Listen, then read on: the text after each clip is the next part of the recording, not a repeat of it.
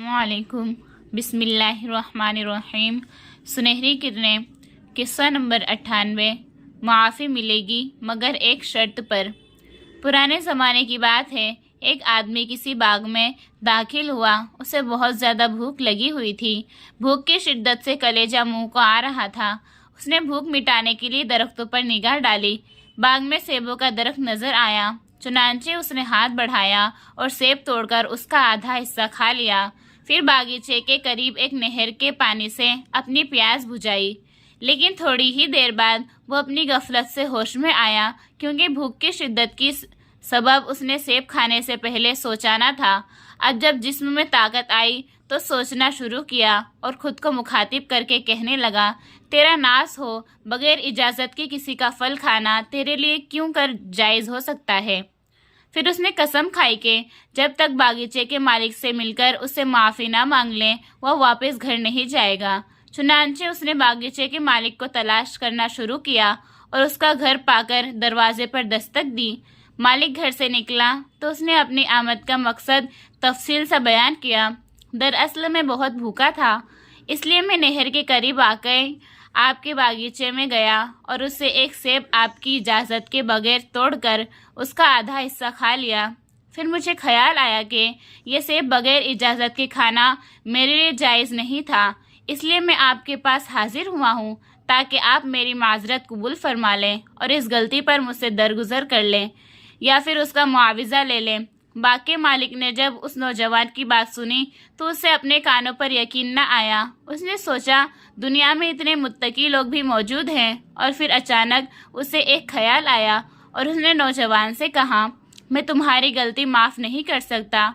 हाँ, माफ़ी की सिर्फ एक सूरत है कि तुम मेरी एक शर्त कबूल कर लो। नौजवान ने कहा, फरमाइए कौन सी शर्त है। बाग के मालिक ने कहा, मेरी शर्त यह है कि तुम्हें मेरी बेटी से शादी करना होगी। नौजवान ने कुछ देर सोचा और मुआफ़िकत में सर हिला दिया। मालिक कहने लगा, इस कदर खुश होने की ज़रूरत नहीं, मेरी बेटी अंधी, गूंगी और बहरी है।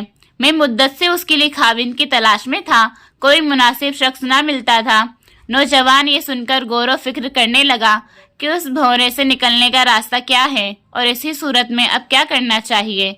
उसने अपने दिल में कहा कि ऐसी औरत से शादी करके उसकी तरबियत और खिदमत के ज़रिए आजमाइश में पड़ना इस बात से कहीं ज़्यादा आसान है कि मैं नाजायज़ तरीके से सेब खाने की वजह से जहन्नम में जाऊं।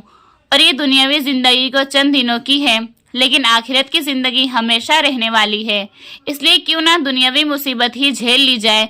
चुनांचे उसने नागवारी के साथ ही सही अल्लाह रब्बुल आलमीन से अजर सवाब की उम्मीद की था के साथ ये रिश्ता कबूल कर लिया। जब शादी खाना आबादी के मराहिल तय हो चुके और नौजवान का नया घर आबाद हो गया तो शबे ज़ुफ़ाफ़ को उस पर रंज व गम छा गया।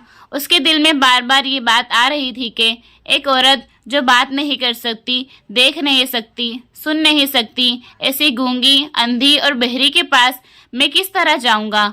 बहरहाल नौजवान अपनी तकदीर पर राज़ी हुआ, अल्लाह ताला पर भरोसा किया और कहा, ला हौला वला कुव्वता इल्ला बिल्लाह व इन्ना लिल्लाहि व इन्ना इलैहि राजिऊन। शबे ज़ुफ़ाफ़ को जब अपनी बीवी से मिलने के लिए वो दुल्हन के कमरे में दाखिल हुआ तो दुल्हन जल्दी से उसके इस्तकबाल के लिए खड़ी हुई और अस्सलामु अलैकुम व रहमतुल्लाहि व बरकातुहू कहा। जब नौजवान ने देखा तो उसके सामने एक निहायत खूबसूरत, दाना व बीना, सही सलामत दुल्हन खड़ी थी। नौजवान ने थोड़ा सा तौक़ुफ़ किया और फिर कहा, ये क्या है? मुझसे तो कहा गया था कि तुम्हारी दुल्हन अंधी, गूंगी और बहरी है। दुल्हन कहने लगी, मेरे वालिद मोहतरम ने आपसे जो कुछ भी मेरे मुतालिक कहा है वो बिल्कुल सच है। नौजवान ने कहा, मुझे उन सारी बातों की हकीकत से आगाह करो जो तुम्हारे वालिद ने मुझसे कही थी।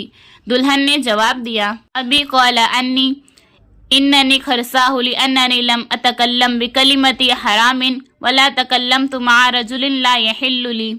मेरे अबू जान ने आपसे मेरे मुतालिक जो ये कहा था कि मैं गूंगी हूँ, तो ये इसलिए मैंने अपनी ज़ुबान से कभी कोई गैर शरई कलिमा नहीं निकाला है और न मैंने कभी किसी ऐसे शख्स से कोई बात की है जो मेरा गैर महरम हो।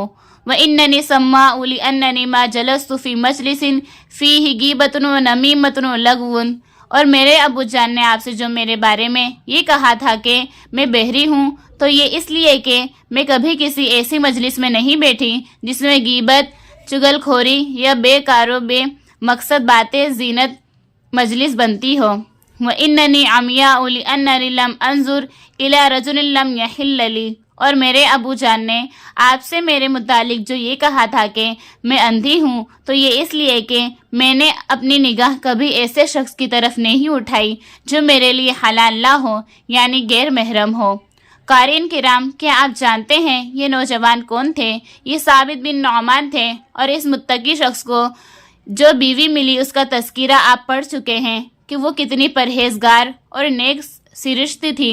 اس پاکیزہ جوڑے سے اس عظیم ہستی نے جنم لیا جو آسمان علم پر ایک ستارے کی طرح چمکا، اور جسے دنیا امام ابو حنیفہ نعمان بن ثابت رحمۃ اللہ علیہ کے نام سے جانتی ہے۔ السلام علیکم۔